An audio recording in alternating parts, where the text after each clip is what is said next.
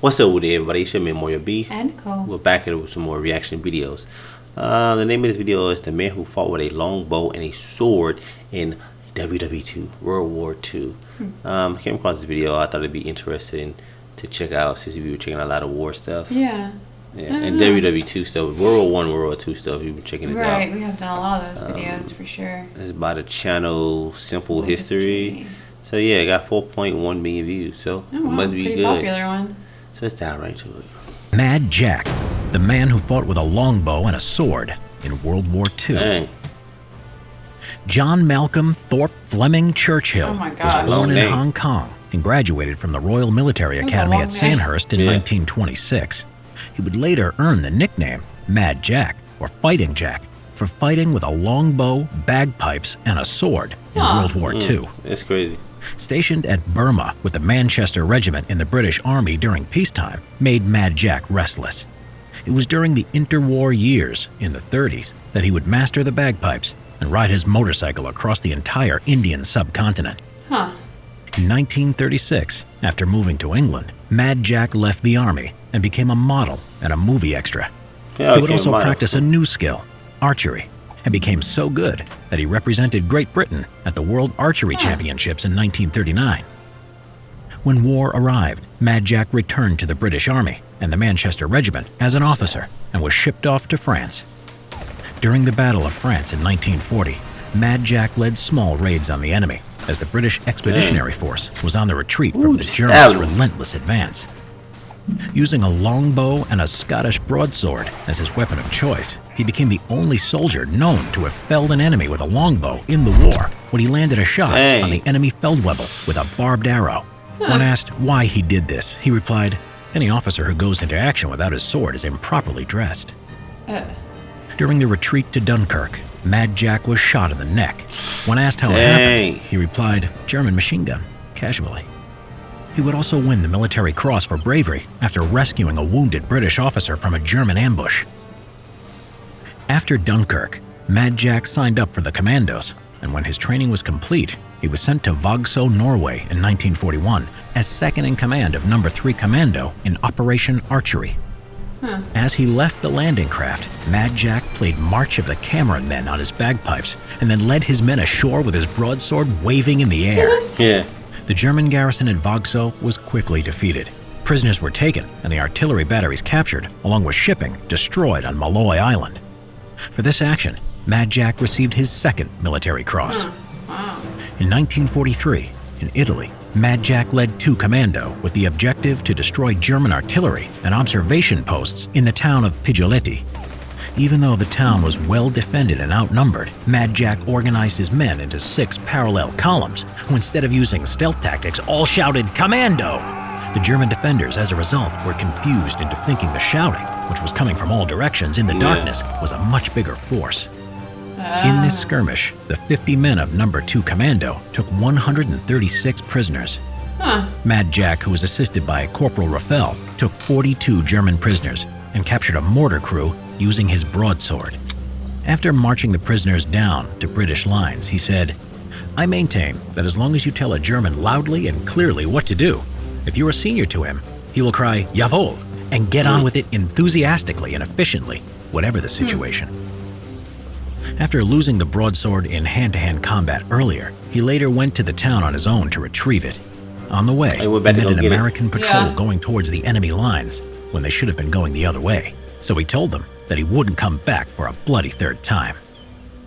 In 1944, Mad Jack was in Yugoslavia leading British commandos and now Yugoslav partisans, attacking the vital hill called Point 622 on the island of Brac in the Adriatic Sea against the Germans. Heavy casualties were caused, and soon Jack was alone and out of ammo.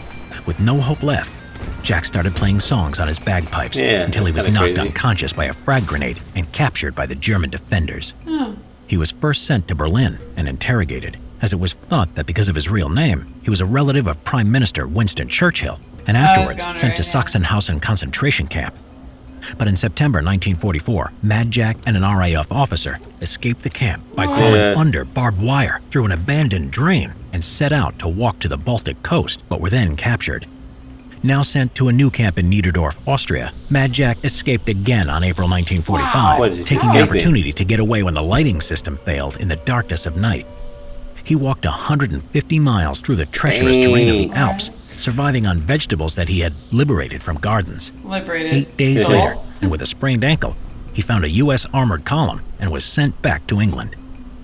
Jack was frustrated that the war in Europe was all but over, so made his way to the Pacific Campaign to join the battle against the Japanese in Burma. Wow, I think he just By the liked time he fighting. arrived, Yeah. the atomic bombs had been dropped on Hiroshima and Nagasaki. Mad Jack was so unhappy, he said, "If it wasn't for those damn Yanks, we could have kept the war going another 10 years." What? Who wants After the that? war, You just Mad wanna Jack fight? continued to I seek think danger, so. qualifying as a parachutist, then transferring to the Seaforth Highlanders, and later ending up in Palestine in 1948 as second in command of 1st Battalion, the Highland Light Infantry. During an ambush on a Jewish medical convoy by Arab forces, Mad Jack, with only 12 men and in full military dress, marched under fire to the convoy to offer its evacuation. "I grinned like mad from side to side," he said afterwards, "as people are less likely to shoot at you if you smile at them." He would later coordinate the evacuation of 700 Jewish doctors, students, and patients from the hospital atop Jerusalem's Mount Scopus. Mad Jack would retire from the Army in 1959 with 2 awards of the Distinguished Service Order. Yeah, that's crazy, man. I know. I mean, he sounded kind of like, pardon my French, kick ass. Like, he was hardcore. Yeah. He was. Yeah, he definitely. Well, he did use like guns, but it never showed it. Oh, he always I used don't the sword know, and the because bow. all they really talked about was the Because one point say he ran out of longbow and ammo. a sword. One point say he ran out of ammo and Oh, he yeah, got it captured by the did. Germans. Unless they mean arrows. I don't know. Yeah. Did he use all 3? Yeah, Yeah, but I don't know. That's yeah. a good question. That's crazy, man. He's I the only mean, one with a sword and Even like, if he didn't have a gun, all of his company would have a gun. So, like, Yeah. that helped too. definitely, it's definitely take a knife to a gunfight. Right? Nice one, babe. They actually did. I mean, I feel like the guy was kind of ballsy. I kind of get the feeling, though, like, because he was, like, so obviously he was brave and courageous and a good fighter, but the more he, like, did all these ballsy things and then The more he wanted to succeeded, do made it. him more confident. Yeah. Because, I mean, who just, like, walks through a battle with, you know what I mean? Like, Yeah. and then he was like, man, the war's over, I'm going to go fight in a different front. It's Yeah. like, dude. It's like he right. said he wanted the war to go on for another 10 years. Right. He must got like the love of battle or something. The Well, thirst I of think he battle or also probably something. got to the point where he thought he was invincible. Like, this, Yeah. I understand there could be a huge adrenaline rush with fighting, and so Yeah. when you get used to that, maybe you just need it. don't Yeah, I know. guess it's like a drug to him. I guess. I mean, but still, I mean, obviously he was a good, valiant fighter, and he did save a lot of lives. Yeah, it's and he not like start- he was bad. But He started shooting arrows like later on in his life, so it was like he was doing it Oh, from yeah. like since he was a kid. He was doing it like later on in his life, and he got really good at it. Mm-hmm. And But then he went to Jerusalem and saved those like 700 Jews. oh yeah, Like, that's insane. That's a lot of people that he orchestrated to save. the man who fought with a long bow and sword. Yeah, man. I don't know what was more impressive, the bow or the sword. I mean, I don't know.